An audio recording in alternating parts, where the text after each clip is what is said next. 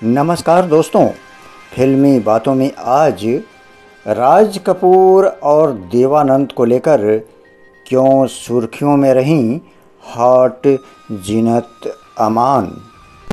दोस्तों, आज के एपिसोड में हम इन्हीं बातों पे चर्चा करेंगे कि जीनत अमान का राज कपूर और देवानंद से आखिर क्या संबंध था।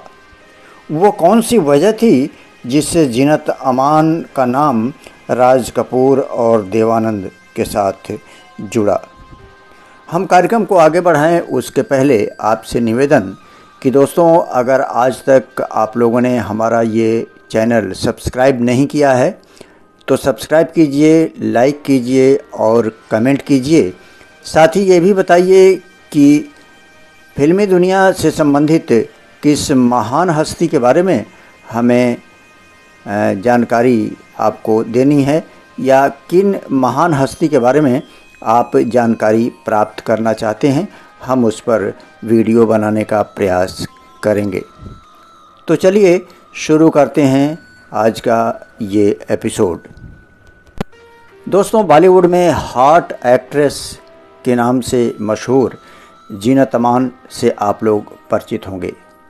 सन 1970 से लेकर के सन 1980 के दशक में काफ़ी फिल्मों में इन्होंने काम किया और अपनी अदायगी से सिने प्रेमियों को अपना दीवाना बना दिया। जीनत अमान के पहले भारतीय फिल्मों में हीरोइनें साड़ी या सलवार सूट में पर्दे पर नज़र आती थीं, लेकिन जीनत अमान की एंट्री के बाद से एक नया ट्रेंड शुरू हो गया।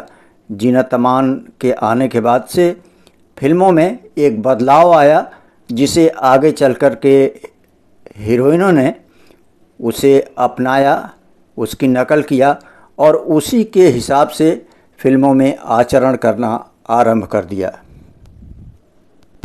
जीनत अमान का नाम राज कपूर और देवानंद के साथ जुड़ा।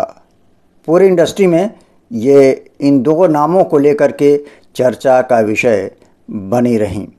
हॉट जीनत अमान के साथ इन दोनों के क्या संबंध थे, आज इसी बात पे चर्चा की जाएगी। चर्चा शुरू करने के पहले दोस्तों, हम उन दो फिल्मों का नाम आपसे ज़रूर शेयर करना चाहेंगे जिन फिल्मों की वजह से ये सारी बातें सामने आई। एक फिल्म थी हरे राम हरे कृष्ण।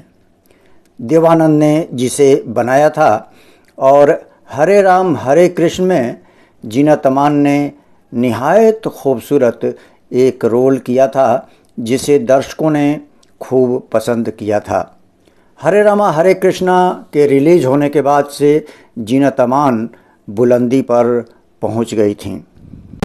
स्वयं देवानंद ने भी अपनी आत्मकथा में लिखा है कि हरे रामा हरे कृष्णा के दौरान उन्हें जीनत अमान से प्यार हो गया था। दूसरी फिल्म थी सत्यम शिवम सुंदरम। ये फिल्म जब आई तो सिने प्रेमियों को एक नया एहसास हुआ और उसमें जीनत अमान ने जिस लड़की की भूमिका निभाई थी उसको देख करके सिने प्रेमी इनके दीवाने हो गए। और इसी दीवानगी के साथ साथ एक और भी बातें उभर करके सामने आईं राज कपूर के साथ व्यक्तिगत संबंधों को लेकर के।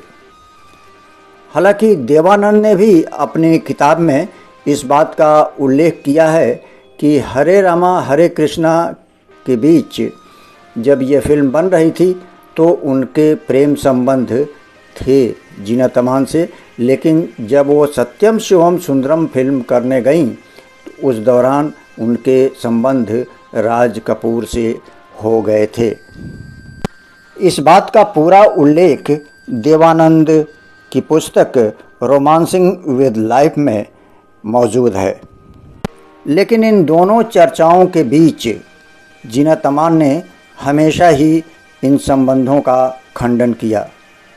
जहाँ तक देवानंद का आरोप था राज कपूर के साथ व्यक्तिगत संबंधों का, जीनत अमान ने कहा कि उनका सिर्फ संबंध फिल्म का था, सत्यम शिवम सुंदरम का था और उनके साथ काम करने का था।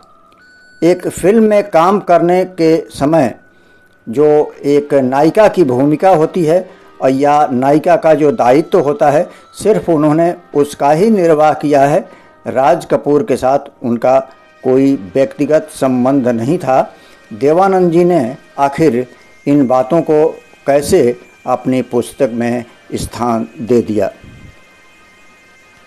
ऐसा लगता है कि जीनत अमान का नाम देवानंद और राज कपूर के साथ जो जोड़ करके देखा गया, निश्चित रूप से यह एक कपोल कल्पित बात थी। दोस्तों, ये रही बात जीनत अमान के बारे में कि जीनत अमान के संबंध देवानंद और राज कपूर के साथ कैसे थे और कहाँ तक वो स्थापित हो चुके थे। मित्रों, हमारे इसी चैनल पर, राजेश्वर इंटरटेनमेंट चैनल पर, हम हेमा मालिनी, संजीव कुमार और धर्मेंद्र के जीवन पर आधारित, उनके फिल्मी योगदान पर आधारित 3 सीरीज बनाए हैं जो इसी चैनल पर उपलब्ध है, जिसे आप देख सकते हैं। अगर आप इसके अतिरिक्त किसी मशहूर फिल्मी हस्ती के ज़िंदगी के बारे में जानना चाहते हैं तो कमेंट बॉक्स में लिख करके ज़रूर हमको बताएं, हम उस पर वीडियो बनाने का प्रयास करेंगे। तो अब अनुमति दीजिए अपने दोस्त राजेश्वर मधुकर को। दोस्तों, हम आएंगे फिल्म इंडस्ट्री से संबंधित किसी महान हस्ती के जीवन पर आधारित अपना कार्यक्रम लेकर के। तब तक के लिए आप अपने दोस्त राजेश्वर मधुकर को आज्ञा दीजिए। नमस्कार, अपना ख्याल रखिए और देखते रहिए राजेश्वर इंटरटेनमेंट।